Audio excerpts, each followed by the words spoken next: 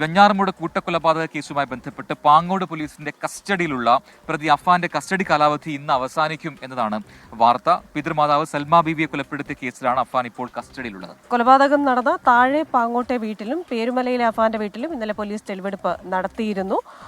വിശദാംശങ്ങളുമായി മേഘന മുരളിയാണ് തിരുവനന്തപുരത്ത് നിന്നുള്ളത്. മേഘന, ഗുഡ് മോർണിംഗ് അഗെയിൻ. അപ്പോൾ ഇന്ന് കസ്റ്റഡി കാലാവധി അവസാനിക്കുമ്പോൾ നൽകാനുള്ള വിവരങ്ങൾ എന്തൊക്കെയാണ്?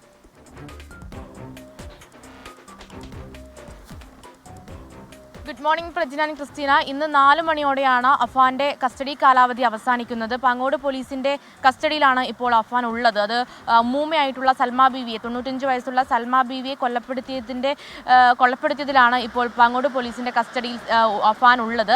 അതിൽ പ്രധാനമായും ഇന്നലെ നിർണായക തെളിവെടുപ്പുണ്ടായിരുന്നു. ഇത് പേരുമലയിലെ അഫാന്റെ വീട് കൂടാതെ താഴെ പാങ്ങോടുള്ള സൽമാ ബീവിയുടെ വീട് എന്നിവിടങ്ങളിൽ തെളിവെടുപ്പുണ്ടായിരുന്നു. അത് വളരെ നിർണായകമായിരുന്നു. കാരണം മണിക്കൂറുകൾ നീണ്ട തെളിവെടുപ്പ്. അതിൽ പല വിശദാംശങ്ങളും അഫാൻ പോലീസിനോട് പറഞ്ഞിട്ടുണ്ട് എന്നുള്ളതാണ് മനസ്സിലാക്കുന്നത്. അത് കഴിഞ്ഞ് ഇന്ന് കസ്റ്റഡി കാലാവധി കഴിയുന്നതോടുകൂടി തന്നെ അടുത്ത നിർണായക ഘട്ടം എന്ന് പറയുന്നത് ഇപ്പോൾ സൽമാ ബീവിയുടെ കൊലപാതകത്തിൽ മാത്രമാണ് അഫാനെ ചോദ്യം ചെയ്യുകയും തെളിവെടുപ്പ് നടത്തുകയും ചെയ്തിട്ടുള്ളത്. ഇനി വെഞ്ഞാറമൂട് പോലീസിന്റെ പരിധിയിലുള്ള അഫാന്റെ പിതാവിന്റെ സഹോദരന്റെ ഭാര്യ കൂടാതെ പെൺ സുഹൃത്തും സഹോദരനെയും കൊലപ്പെടുത്തിയ കേസിൽ വെഞ്ഞാറമൂട് പോലീസിന് കസ്റ്റഡിയിൽ വാങ്ങേണ്ടതുണ്ട് അഫാനെ. അതിനുശേഷമായിരിക്കും അവിടങ്ങളിലൊക്കെ വീണ്ടും തെളിവെടുപ്പ് നടത്തുക. കൂടാതെ ഇന്ന് ഈ അഫാൻ ഉമ്മൂമ്മയെ കൊലപ്പെടുത്തിയതിന് ശേഷം സ്വർണ്ണാഭരണങ്ങൾ എടുത്ത് ഒരു ധനകാര്യ സ്ഥാപനത്തിൽ പണയം വെച്ചിട്ടുണ്ട്. അത് ഒരു CDM വഴി പണം നിക്ഷേപിച്ചിട്ടുണ്ട് എന്ന് സ്ഥിരീകരിച്ചിട്ടുണ്ടായിരുന്നു. കൂടാതെ ഈ ചുറ്റിക വാങ്ങിയ കട ഇവിടങ്ങളിലൊന്നും ഇന്നലെ പാങ്ങോട് പോലീസ് തെളിവെടുപ്പ് നടത്തിയിട്ടുണ്ടായിരുന്നില്ല. ഇനി ഏതെങ്കിലും തരത്തിൽ അവിടെ ഇന്ന് രാവിലെ ഇനിയും സമയമുണ്ട്, അതുകൊണ്ട്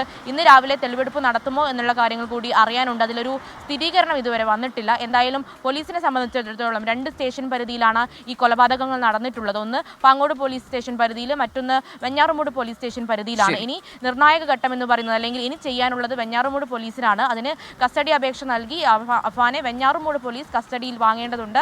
അതിനുശേഷമായിരിക്കും തുടർ നടപടികൾ ഉണ്ടാകുക. എന്തായാലും ഈ തുടർ നടപടികളൊക്കെ എത്രയും പെട്ടെന്ന് പൂർത്തീകരിച്ച് കുറ്റപത്രം സമർപ്പിക്കാൻ തന്നെയാണ് പോലീസിന്റെ നീക്കം.